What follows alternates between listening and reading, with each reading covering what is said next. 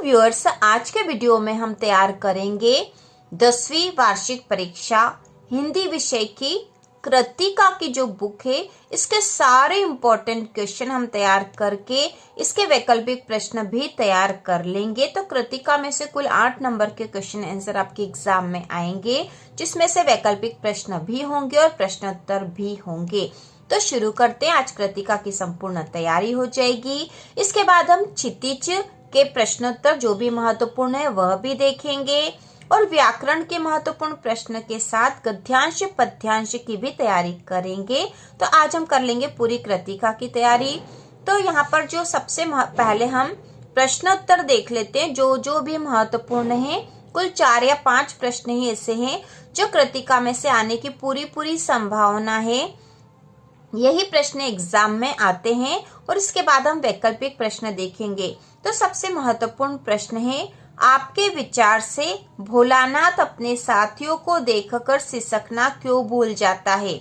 या फिर प्रश्न इस तरह से आएगा, भोलानाथ अपने साथियों को देखकर सिसकना क्यों भूल जाता है। तो इसका उत्तर है, भोलानाथ अपने साथियों को देखकर सिसकना भूल जाता है क्योंकि यह बाल स्वभाव होता है। ठीक है, बाल स्वभाव मतलब बच्चों का स्वभाव होता है कि वे अपने साथियों को देखकर उनके साथ खेलना चाहते हैं। वे अपने साथियों के साथ खेलना चाहते हैं। तो इस प्रकार से इसका उत्तर है। इसके बाद अगला जो इसी अध्याय का प्रश्न है वह है, बच्चे माता पिता के प्रति अपने प्रेम को कैसे अभिव्यक्त करते हैं। तो इसका उत्तर है, बच्चे माता पिता के प्रति अपने प्रेम को निम्न प्रकार से अभिव्यक्त करते हैं। तो पहला है, बच्चे माता पिता से रोकर अपनी जिद मनवाकर अपना प्रेम अभिव्यक्त करते हैं। दूसरा है, बच्चे माता पिता की गोद में ही रहना चाहते हैं। तीसरा है, बच्चे माँ पिता से लिपटकर उन्हें प्यार करते हैं। चौथा है, बच्चे माता पिता को अपने खेल में शामिल करके अपना प्रेम अभिव्यक्त करते हैं। तो बहुत ही आसान है इसका उत्तर।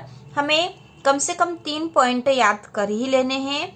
बच्चे माता पिता से रोकर अपनी जिद मनवाकर अपना प्रेम अभिव्यक्त करते हैं। बच्चे माता पिता की गोद में ही रहना चाहते हैं और बच्चे माँ पिता से लिपटकर उन्हें प्यार करते हैं। इसके बाद इसी अध्याय का अगला प्रश्न हम देखेंगे, माता का आंचल शीर्षक की उपयुक्तता बताते हुए कोई अन्य शीर्षक सुझाइए। तो इसका उत्तर है, माता का आंचल शीर्षक उचित है क्योंकि भोलानाथ को उसके माता पिता अत्यधिक प्रेम करते हैं। भोलानाथ का अपने पिता के साथ अधिक जुड़ाव था, लेकिन फिर भी विपदा के समय वह माँ के आंचल में ही आकर छुपता है और यही उसे शांति मिलती है।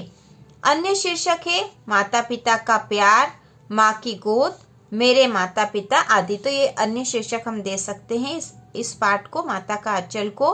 और हमें इसके शीर्षक की उपयुक्तता बतानी थी, तो हमने यहाँ बता दी कि भोलानाथ अपने पिता के साथ अधिक जुड़ाव था, लेकिन फिर भी विपदा के समय वह माँ के आंचल में आकर छुपता है। ठीक है, और यहीं उसे शांति मिलती है, इसलिए इस पाठ का नाम माता का आंचल रखा गया है। इसके बाद अगला प्रश्न है, साना साना हाथ जोड़ी, जो कि एक यात्रा वृत्तांत है और जिसकी लेखिका मधु कांकरिया। इस पाठ का प्रश्न है, गंतोक को मेहनतकश बादशाहों का शहर क्यों कहा गया है। वेरी इंपॉर्टेंट क्वेश्चन है। तो इसका उत्तर है, गंतोक को मेहनतकश बादशाहों का शहर कहा जाता है क्योंकि यहाँ के निवासी बहुत मेहनती होते हैं। वे दुर्गम पर्वतीय क्षेत्रों में भी अपना जीवन यापन कड़ी मेहनत के साथ करते हैं। तो बहुत आसान सा भी इसका उत्तर है, गंतोक को मेहनतकश बादशाहों का शहर क्यों कहा गया है। उत्तर है, गंतोक को मेहनतकश बादशाहों का शहर कहा जाता है क्योंकि यहाँ के निवासी बहुत मेहनती होते हैं। वे दुर्गम पर्वतीय क्षेत्रों में भी अपना जीवन यापन कड़ी मेहनत के साथ करते हैं। अब इसी पाठ का जो अगला प्रश्न है वह है, कभी श्वेत तो कभी रंगीन पताकाओं का फहराना किन अलग अलग अवसरों की ओर संकेत करता है। तो श्वेत और रंगीन पताकाओं का फहराना किन अलग अलग अवसरों की ओर संकेत करता है। इसका उत्तर है, श्वेत पताका शांति और अहिंसा की प्रतीक है। किसी बुद्धिस्ट की मृत्यु होने पर उसकी आत्मा की शांति के लिए शहर से दूर किसी पवित्र स्थान पर 108 श्वेत पताकाएं फहरा दी जाती है। और उसके बाद रंगीन का भी हमें बताना है। तो किसी नए कार्य की शुरुआत में रंगीन पताकाएं फहराई जाती है। तो श्वेत और रंगीन पताकाओं का फहराना किन अलग अलग अवसरों की ओर संकेत करता है? फिर से देख लेंगे। श्वेत पताकाएं शांति और अहिंसा की प्रतीक है।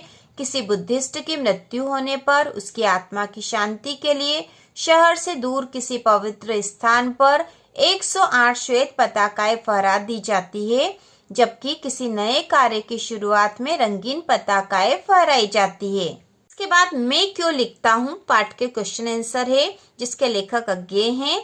लेखक अज्ञेय के अनुसार प्रत्यक्ष अनुभव की अपेक्षा अनुभूति उनके लेखन में कहीं अधिक मदद करती है, क्यों?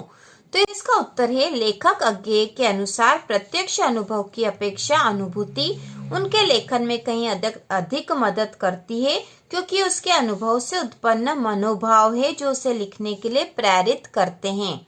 लेखक अज्ञेय के अनुसार प्रत्यक्ष अनुभव की अपेक्षा अनुभूति उनके लेखन में कहीं अधिक मदद करती है, क्योंकि ये उसके अनुभव से उत्पन्न मनोभाव है जो उसे लिखने के लिए प्रेरित करते हैं। इसके बाद अगला प्रश्न है, लेखक अज्ञेय ने अपने आप को हिरोशिमा के विस्फोट का भोक्ता कब और किस तरह महसूस किया? तो इसका उत्तर है लेखक जब जापान जाकर हिरोशिमा गया, वहां अणुबम द्वारा घायलों को देखा, साथ ही वहां सड़क पर एक जले हुए पत्थर पर लंबी उजली छाया को देखा, तब अपने आप को हिरोशिमा के विस्फोट का भोक्ता महसूस किया। तो वेरी इंपॉर्टेंट क्वेश्चन है अभी। लेखक अज्ञेय ने अपने आप को हिरोशिमा के विस्फोट का भोक्ता कब और किस तरह महसूस किया? तो इसका उत्तर है लेखक जब जापान जाकर हिरोशिमा गया, वहां अणुबम द्वारा घायलों को देखा, साथ ही वहां सड़क पर एक जले हुए पत्थर पर लंबी उजली छाया को देखा, तब अपने आप को हिरोशिमा के विस्फोट का भोक्ता महसूस किया। इसके बाद एक और प्रश्न भी देख लेंगे। मैं क्यों लिखता हूँ के आधार पर बताइए कि लेखक को कौन सी बातें लिखने के लिए प्रेरित करती है। तो यहाँ पर हमें केवल ये बताना है कि कौन कौन सी बातें लेखक को लिखने के लिए प्रेरित करती है। तो इसका उत्तर है लेखक को उसकी आभ्यंतर विवशता लिखने के लिए प्रेरित करती है। दूसरा है संपादकों के आग्रह और तीसरा है आर्थिक विवशता। तो ये हमने कृतिका के सारे जो महत्वपूर्ण प्रश्नोत्तर है सारे ही देख लिए हैं। अब हम इसके वैकल्पिक प्रश्न भी तैयार कर लेंगे। तो अब हम इसके वैकल्पिक प्रश्न कर लेंगे। पहला है सब बच्चों में ढीठ था। तो सब बच्चों में ढीठ था बेजू। सांप निकलने पर डरकर भागे भोलानाथ आकर छिपे। तो वे आकर छिपे थे मैया के आंचल में। इसके बाद है हिरोशिमा नामक कविता अज्ञेय ने लिखी। तो यह लिखी थी रेलगाड़ी में बैठे बैठे। लेखक अपनी आभ्यंतर विवशता को पहचान पाता है। तो यहाँ आएगा लिखकर। बाबूजी पाठ करते थे। तो यहाँ पे आ जाएगा रामायण का। इसके बाद हम रिक्त स्थान देखेंगे। आम की फसल में कभी कभी खूब आंधी आती है। ठीक है, यहाँ रिक्त स्थान में आएगा आंधी। आम की फसल में कभी कभी खूब आंधी आती है। इसके बाद दूसरा है कभी कभी हमसे कुश्ती भी लड़ते। तो यहाँ आएगा बाबूजी। कभी कभी बाबूजी हमसे कुश्ती भी लड़ते। अगला है भोलानाथ और उनके साथी के बिल के पानी उलझने लगे। तो यहाँ पे आएगा चूहों के बिल से। ठीक है, चूहों के बिल से पानी उलझने लगे। इसके बाद है हिरोशिमा में है। तो यहाँ आएगा जापान। हिरोशिमा जापान में है। अगला है अज्ञेय के विद्यार्थी रहे। तो यहाँ आएगा विज्ञान, क्योंकि अज्ञेय विज्ञान के विद्यार्थी रहे हैं। इसके बाद है अज्ञेय का जन्म में हुआ। तो अज्ञेय का जन्म उत्तर प्रदेश में हुआ। अगला है अज्ञेय की प्रारंभिक शिक्षा में हुई। तो अज्ञेय की प्रारंभिक शिक्षा जम्मू कश्मीर में हुई। इस प्रकार से हमने कृतिका के सारे महत्वपूर्ण प्रश्न वैकल्पिक प्रश्न कर लिए हैं। वैकल्पिक प्रश्नों का एक पूरा वीडियो अलग आएगा, जिसमें क्षितिज और कृतिका के जो बचे हुए वैकल्पिक प्रश्न है वह सब हम देख लेंगे, ताकि हमारी पूरी तैयारी हो जाए। वैकल्पिक प्रश्नों में से एक भी प्रश्न नहीं छूटना चाहिए। तो इसी प्रकार के और वीडियो देखने के लिए 10वीं हिंदी की संपूर्ण तैयारी के लिए चैनल को सब्सक्राइब कीजिए।